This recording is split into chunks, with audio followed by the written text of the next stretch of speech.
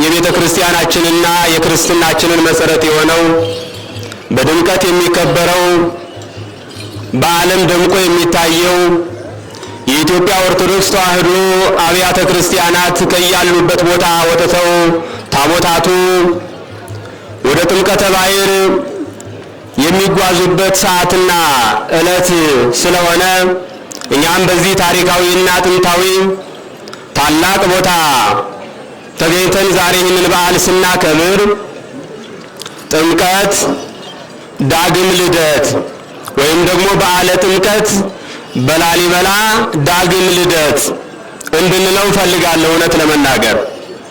ምክንያቱም ጥምቀት ራሱ ለሁላችንም ከአባትና ከእናት የመጀመሪያውን ልደት የምናገኘው አንደኛው ልደት ሲባል ጥምቀታችን ደግሞ ከእግዚአብሔር የምንወለድበት ሀብተ ወልድና ስመ ክርስትና የምናገኝበትና እምነታችንን በተግባር የምንገልጥበት ዳግም የመወለድ ምስጢር ስለሆነ ስለዚህ ጥምቀት ዳግም ልደት ነው። በመጀመሪያው ልደት ሰው ከእናትና ከአባቱ በስጋ እንደሚወለደው ሁሉ በሁለተኛው ልደት ደግሞ በመንፈስ ከእግዚአብሔር የምንወለድበት ስለሆነ በዓለ ጥምቀት ዳግም ልደት ማለት ነው። ስለዚህ ይህንን በዓል ስናከብር ምዕመናን እንደዚሁም ከሩቅም ከቅርብም የተሰባሰብን ሁላችንም ከእግዚአብሔር የምንወለድበትን ምስጢር እግዚአብሔር አምላካችን መድኃኒታችን ኢየሱስ ክርስቶስ ሊሰራልን ዮሐንስኒ ሀሎ ያጠምቅ በሄኖን በቅሩበ ሳሌም ዮሐንስ ለኢየሩሳሌም አቅራቢያ በሆነችው ሄኖን በተባለች በዮርዳኖስ መሻገሪያ በዛች በሚያጠምቅባት ቦታ በነበረ ጊዜ ሆረ ኢየሱስ እምገሊላ ሀበ ዮሐንስ መድኃኒታችን ኢየሱስ ክርስቶስ ከገሊላ ተነስቶ በዮሐንስ እጅ ሊጠመቅ ወደ ዮርዳኖስ ሄደ ነው የሚለን። ይህንን የጉዞ የመድኃኔ ዓለም የኢየሱስ ክርስቶስን ወደ ዮሐንስ የመሄድ ጊዜ መሰረት አድርገን ከአብያተ ክርስቲያናት ታቦታቱ ይወጣሉ፣ ጉዞ ይደረጋል። ወዴት? ኢየሱስ ክርስቶስ ከገሊላ ተነስቶ ወደ ዮርዳኖስ የተጓዘውን ጉዞ ምክንያት በማድረግ መሰረት በማድረግ ሁላችንንም ከየአብያተ መቅደሳቱ እነዚህን ታቦታት ይዘን ወደዚህ የመጣንበት ምስጢር ዮሐንስ በሚያጠምቅበት በዮርዳኖስ ሌሎች እየተጠመቁ በነበረበት ሰዓት መድኃኔ ዓለም ኢየሱስ ክርስቶስ የሁላችንም አምላክ በባሪያው እጅ ሊጠመቅ ከገሊላ ተነስቶ ወደ ዮርዳኖስ የተጓዘበትን ጉዞ መሰረት በማድረግ ተጉዘናል ማለት ነው።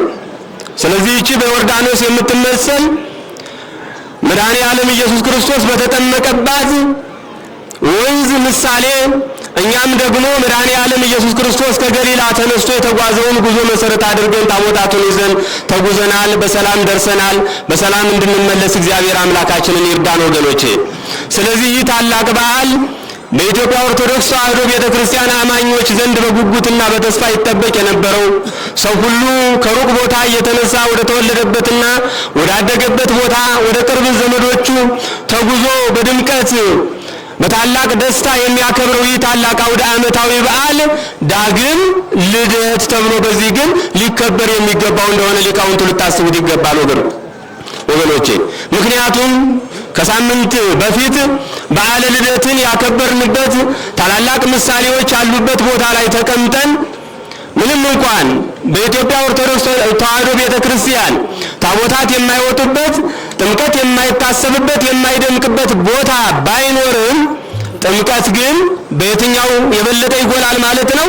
ዳግም ልደት በሚለው ግን የበለጠ የጎላና የደመቀ ሆኖ ስለሚታይ ይህንን በዓላችንን ከምስጢር ጋር ከትርጉም ጋር አያይዘን እንድናከብረው የሚያስፈልግ ስለሆነ ዳግም ልደት ያልንበት ምክንያት ከምን አንፃር ነው?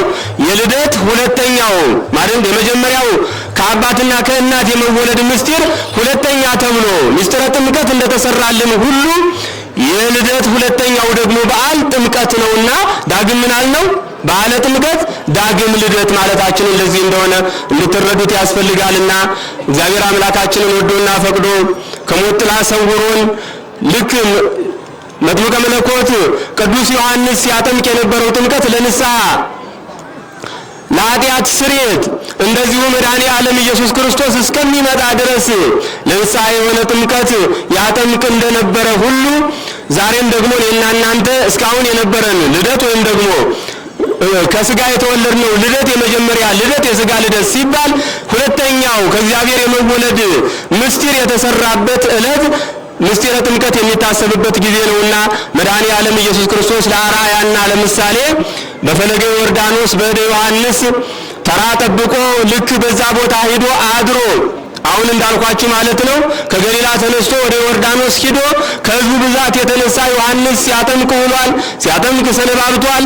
መድኃኔ ዓለም ኢየሱስ ክርስቶስ ሲወጣ ደግሞ በበቅ ልቀተ 30 ክረምት በዮርዳኖስ ተጠምቀ እንደተባለ ስርዓት ሳያፋልስ የሰዎችን ተራም ጭምር እኔ ልቅደም ሳይል ከኋላ ተሰልፎ አድሮ ከሌሊቱ 10 ሰዓት ላይ የሁላችንንም የድኅነታችንን የምስጢራትን መሰረት የሆነውን ምስጢረ ጥምቀትን ሊሰራልን በእደ ዮሐንስ በማየ ዮርዳኖስ የተጠመቀበትን በዓል በነገው ዕለት በታላቅ ድምቀት ለማክበር ዝግጅት የማድረግ ጊዜ ነውና በዚህ ሰዓት በዚህ ቦታ የተገኘንበት ዕለት አምላካችን እግዚአብሔር የነገውንም ሰዓት በሰላም እንደወጣን በሰላም የምንመለስበት እንዲሆን ያደርግልን ዘንድ የአባቶቻችን አምላክ ቅዱስ እግዚአብሔር ይርዳን።